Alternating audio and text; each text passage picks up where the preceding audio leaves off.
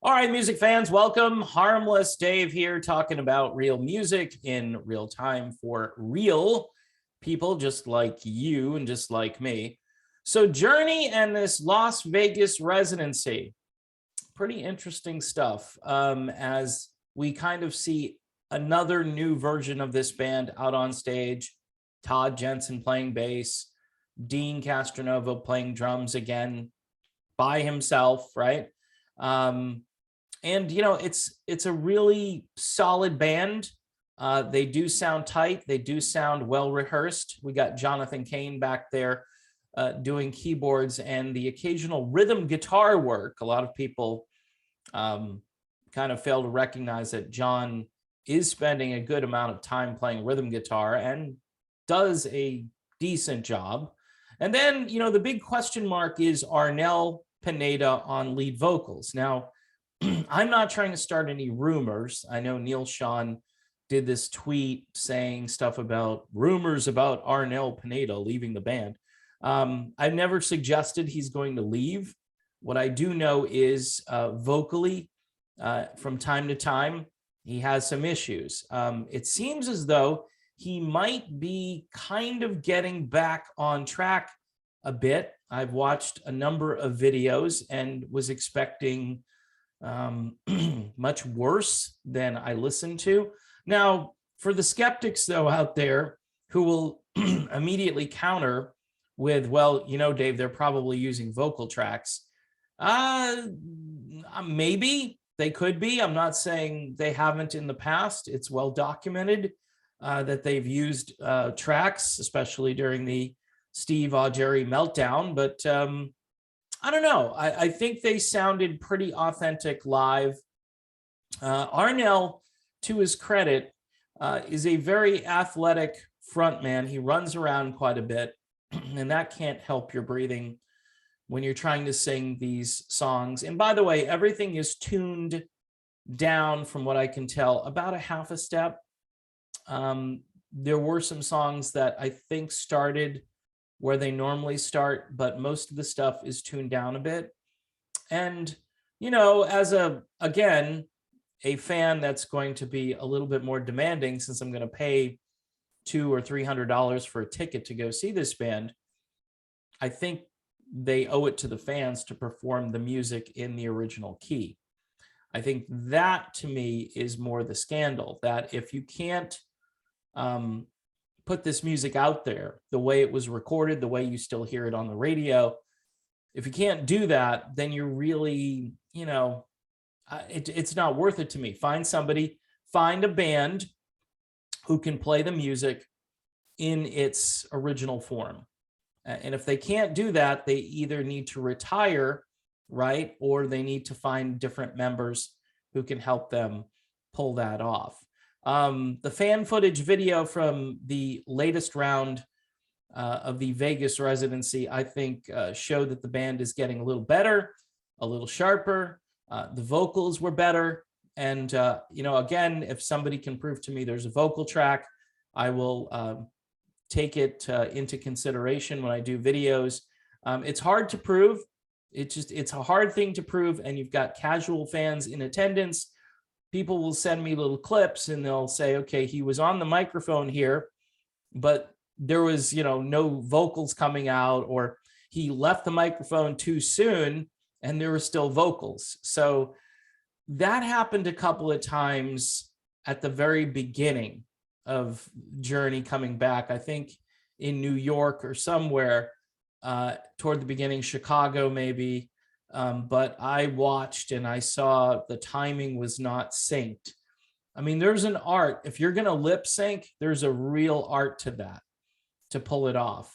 And you can't be the athletic frontman, because if you stray too far away, say you're running around and it's a stage mic or it's a headset mic, which typically that's lousy quality, a headset mic for the most part.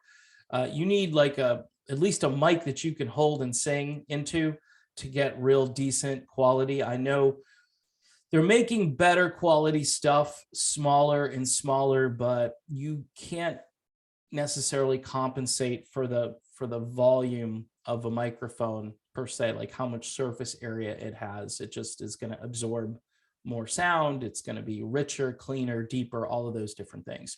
So what do I think? Well, it's, you know, kind of business as usual for a rock band. I'm hoping that Neil Schon is a guy, I think, who wants to continue to be authentic and put real music out there. And that would include on stage. But obviously, they don't want to have a performance that people are talking about, you know, weeks later because it was so awful. So they may be taking precautions, you know, and this is the industry today. Kiss is leading the way, you know, with their endless end of the road, rescheduled tour dates tour, because everybody in the band did the thing and yet it didn't work. And their poor guitar tech this weekend, I believe was laid to rest, or they had a memorial service. I know I went way off on a tangent there, but it just occurred to me that went on. And that tour is pretty much being propped up by artificial intelligence. Let's just be honest. I don't think Journey is as much. Journey fans, I think, are a little more demanding. They don't just want a show. They want the music, because the music, quite honestly, is 10 times, 100 times more important than the Kiss catalog. It just is. And it's music you hear every day on the radio. You can't get away from a few Journey songs. I wish they would add more to the shrinking focus testing playlist that they put out there, but that's not their plan. Their plan is to probably get it down to Don't Stop Believin', and, you know, who knows what else. But their goal would be to get it down to just like 3 songs, probably, maybe Any Way You Want It. I don't know what people are thinking. Like, they didn't see, here's the problem. They didn't live through it like myself and people my age who lived through it and had the albums and listened to FM rock stations and not just Billboard Top 40, because that's a big difference between those two things. Journey had a ton of music that hit the rock stations a lot harder than the top 40 stations. And then it was kind of equal, you know, for a while. And obviously their 90s comeback, their signature 90s comeback song, When You Love a Woman, that was primarily top 40 and adult contemporary, with no help from rock stations who had moved on to the wonderful world of grunge, which pretty much destroyed everything. Anyway, I covered too much stuff in this, and I went off on several tangents, and I apologize for that. The bottom line, Journey sounds better in Vegas. They sound better in Vegas. Either they've tweaked the audio, or Arnel is, you know, he's getting coaching, which most singers have vocal coaches, so that's not a weird thing. He was maybe a little rusty after not performing a lot. And that's the other issue when you don't perform a lot. Ask Roger Daltrey what happens to your voice. He likes to talk about that, 77 years old, and he wants to continue performing so he doesn't lose his singing voice. That's one of his motivations. The other is probably to get away from Pete Townsend for a little while. I don't know. All right, folks, thanks for watching. Don't forget to subscribe to the channel. Hit the bell for notifications, and please help me out on Patreon, $1 a month. We're always trying to build up the Patreon crew just in case something happens. And I hate to throw that out there as like a threat. It's not a threat, it's a reality. I had a video that was completely removed from the channel a couple weeks ago, and I was given a warning. So you never know what's going to happen with this. And I thank everybody who has stuck with me throughout 2021. I assume the content is going to be pretty similar in 2022. So if you like what you've been hearing, you like some of the more political stuff that I dive into from time to time, then please think about subscribing and also joining Patreon for as little as $1 per month. All right, that's it. Done. Talk to you all soon.